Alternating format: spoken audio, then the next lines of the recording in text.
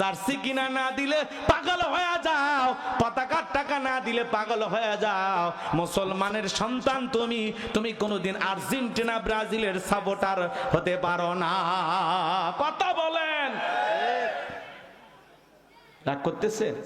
এগুলো জার্সি লাগানো থেকে, জার্সি গায়ে দেওয়া থেকে, পতাকা টাঙানো থেকে তোমরা বিরত থাকো।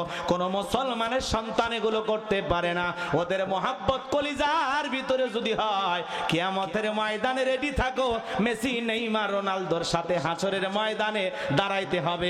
বিশ্বকাপ ফুটবল দেখার জন্য মানুষ এক একটা টিকিট বাংলাদেশি টাকায় প্রায় 5 কোটি টাকা। কয় টাকা? তাও মানুষ খেলা দেখবে বিশ্বকাপ। যুবকেরা পাগল হয়ে গেছে। এই তো মেহেরপুর, এই আসার মতে কত জায়গায় দেখলাম খালি ব্রিজগুলোতে এক পাশে ব্রাজিল আর এক পাশে আর্জেন্টিনা। ওরে সোনা, পোলাপান পাগল হয়ে গেছে। গর্বিত বাংলাদেশ, আর্জেন্টিনা ব্রাজিল এই পাগলদেরকে না চিনুক, এই মদনদেরকে না চিনুক, এই মফিজদেরকে না চিনুক, কিন্তু এরা লাফাবে। কথা বলেন, ওই জার্সি পরে লাফাবে, পতাকা নিয়ে লাফাবে। নিজের দেশকে ভালোবাসে না, নিজের মা বাবাকে ভালোবাসে না। আর্জেন্টিনা ব্রাজিলে পাগল হয়ে গেছে। নিজের মারে কোনোদিন একটা শাড়ি কিনে দেয় না।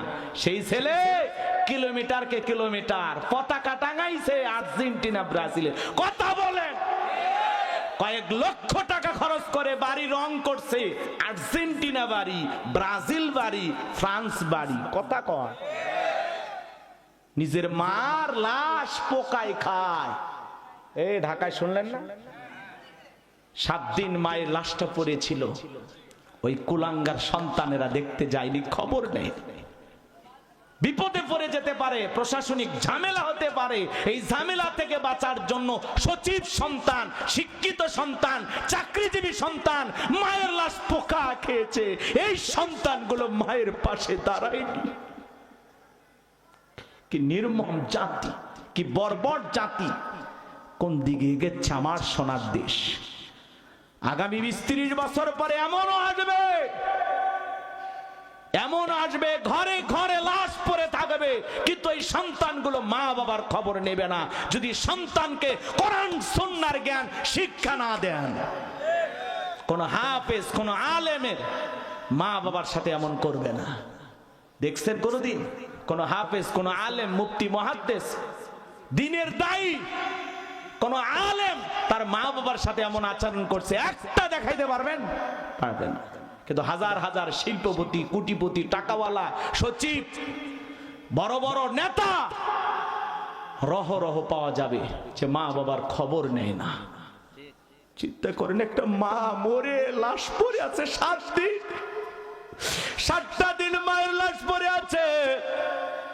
মায়ের লাশের মধ্যে পোকা ধরে গেছে, দুর্গন্ধে এলাকায় থাকা যাচ্ছে না। এলাকার মানুষ প্রশাসনকে খবর দিয়া সেই লাশটা নিয়ে চলে গেছে। চিন্তা করেন বাজান, কেমন জাতি, কেমন দেশ, কেমন সমাজ!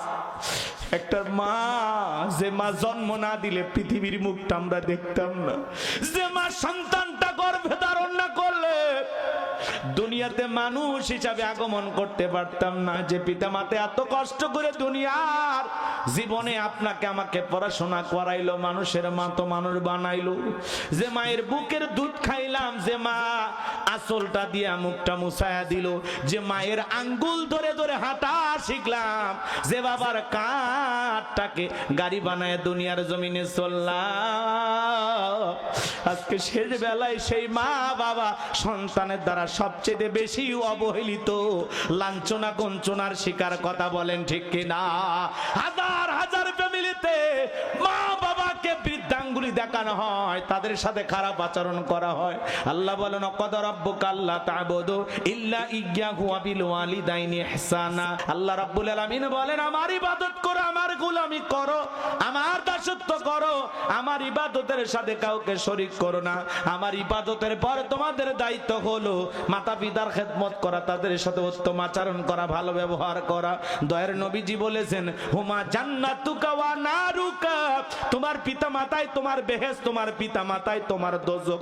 পিতা মাতা খুশি, আরশের মালিক আল্লাহ খুশি। পিতা মাতা বেজার, আরশের মালিক আল্লাহ বেজার। পিতা মাতা খুশি হয়ে যদি সন্তানের জন্য দোয়া করে, রাস্তার ভ্যান চালক থেকে আল্লাহ কোটিপতি বানাবে, সম্মানিত বানাবে।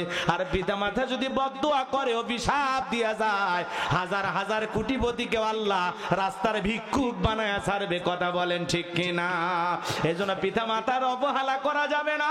পিতা মাতার খেদমত করতে হবে, তাদের সাথে সম্মান সূচক আচরণ করতে হবে। ওয়াকুল্লাহুমা কাওলান কারীমা, পিতা মাতার সাথে সম্মান সূচক আচরণ করো, নম্র ভদ্র বিনয়ী হয়ে মা বাবার সাথে কথা বলো।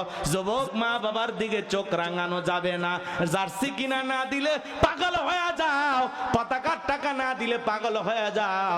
মুসলমানের সন্তান তুমি, তুমি কোনোদিন আর্জেন্টিনা ব্রাজিলের সাপোর্টার হতে পারো না।